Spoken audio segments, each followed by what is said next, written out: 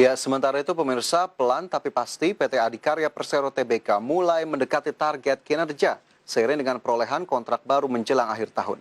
Sejalan dengan tren positif tersebut, harga saham Adikarya juga turut melonjak. Pada perdagangan Kamis 26 November 2020, pada penutupan perdagangan sesi 1, saham Adikarya naik 1,87% ke posisi 1090. Dalam sepekan terakhir, harga saham Adi sudah naik 82,91%. Kenaikan tersebut lebih tinggi dari 3 badan usaha milik negara lain, yaitu Waskita Karya, Wijaya Karya, dan PT PP.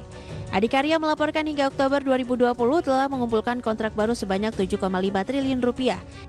Di akhir November 2020, Adikarya mendapatkan kontrak besar dengan meraup kontrak baru 8,7 triliun rupiah dari 2 proyek di jalan tol sehingga total kontrak baru mencapai 16,8 triliun rupiah.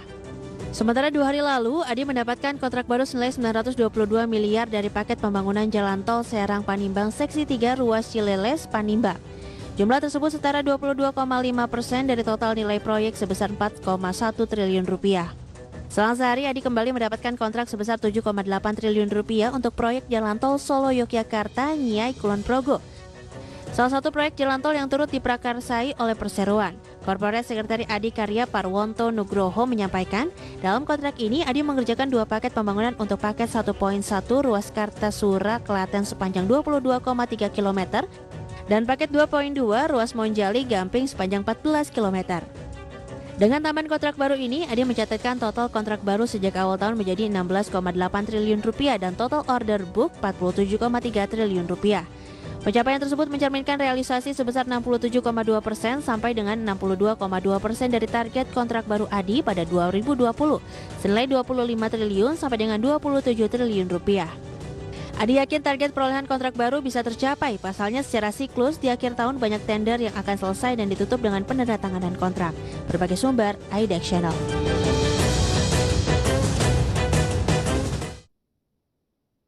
Ya, terkait raihan kontrak terbaru Adikarya, pemirsa, bagaimana kemudian pengaruhnya terhadap pergerakan saham? Kita coba lihat pergerakan saham Adikarya di hari ini. Kita ke grafis yang pertama, pemirsa, di mana ini merupakan level harga saham dari Adikarya pada 26 November 2020, di mana kita lihat saham Adikarya pada awal sesi 1 di posisi 1070, sementara pada pukul 10 bergerak ke level 1100. Kemudian di 11.30 saham Adikarya ditutup di Rp1.090 per saham.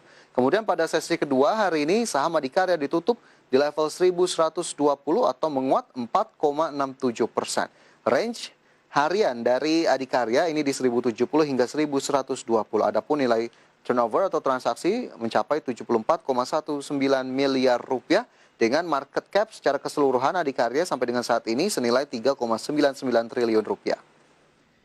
Dari positifnya pergerakan saham Adikarya pada hari ini, bagaimana kemudian pergerakan saham Adikarya secara year to date atau sejak awal tahun 2020 kita cermati bersama, di mana pada 2 Januari 2020 Adi berada di level 1170. Bergerak turun pada Februari dan juga Maret ke posisi 1015 dan juga 745. Dan April menjadi periode yang cukup berat bagi saham Adikarya, di mana harga saham sempat menyentuh level 505 pada 1 April. Adapun pada 4 Mei 2020 saham Adikarya bergerak ke posisi 525, kemudian belum bergerak begitu jauh pada 2 Juni di posisi 515.